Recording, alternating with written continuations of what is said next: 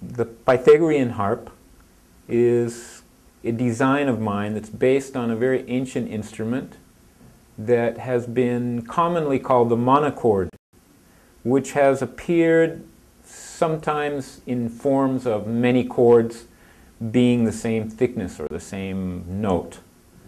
So basically, my concept, I have 3 different harps I've designed, and I've been playing them over the years in my own way, exploring from what I have read from different texts and different stories of history of the numerology and the secrets of the magic of the sounds of music, how it affects us, and in what way we can find the correct overtones and tune them in a way that's intuitive and creative. And I also have students with the harp, and I show them in the way that they can find their own song inside of them. And I believe we all have many songs inside of us, and with the natural proportions of the Pythagorean intervals, we can find how to create our own music spontaneously, and it can be change our song every day, because every day is a new day and there's a new song in it.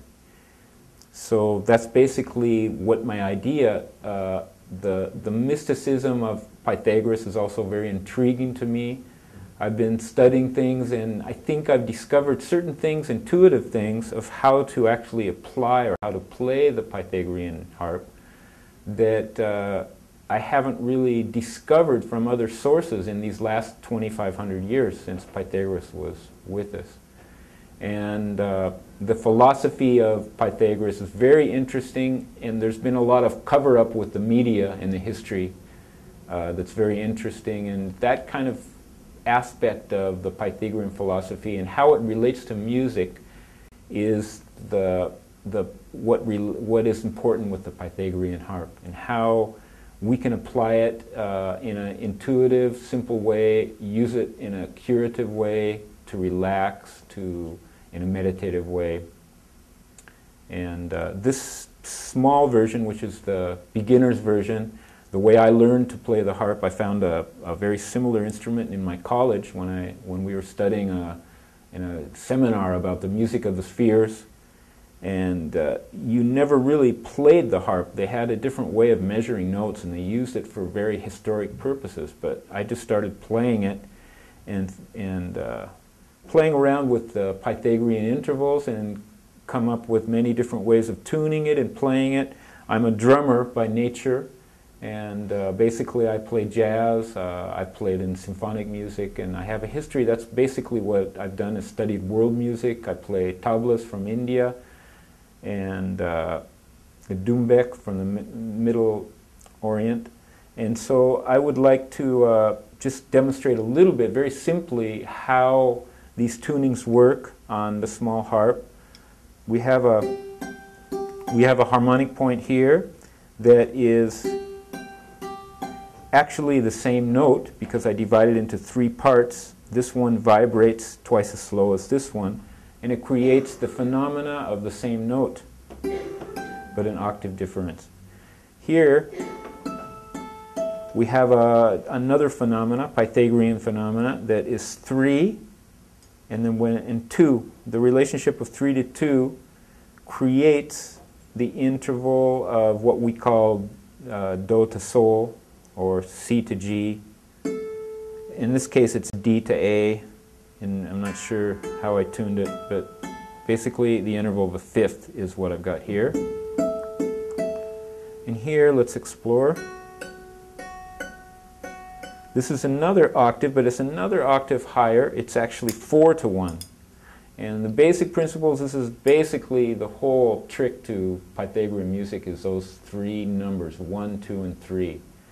And how you get all the other tunings come from a basic concept of playing a small harp like this. I also have a harp of 7 strings, which I'll show you in a minute, and a 13-string model, which I'll perform for you. Here's a little example.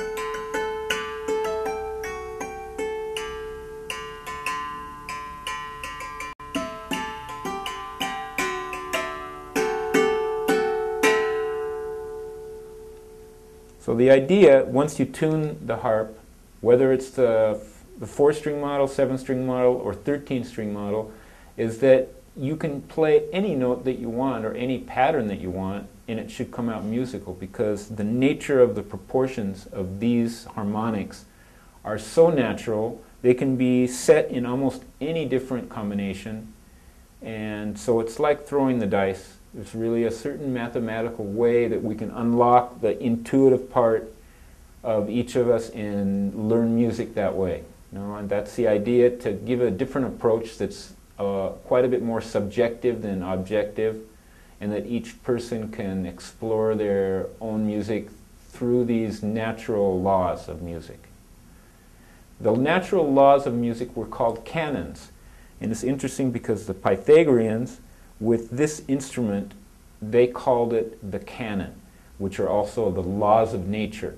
And according to what I've discovered, the little I've been able to discover in the history of Pythagoras, that the laws of music are the basis of the laws of mathematics and the laws of physical science, the laws of all the arts, which is dancing, painting, the biology of healing. They're all based on the musical concepts of creating harmony. And this is the part of Pythagoras they don't really teach in the schools, but it's an actual fact that's been reported by the historians, but they're very ashamed of the fact that Pythagoras never wrote anything about his treatises of music. So basically I'm on the path of rediscovering these ideas based on very simple musical ratios that are considered to be Pythagorean. So basically that's the presentation of my 4-string instrument, and a little bit about the philosophy of Pythagorean music. Thanks.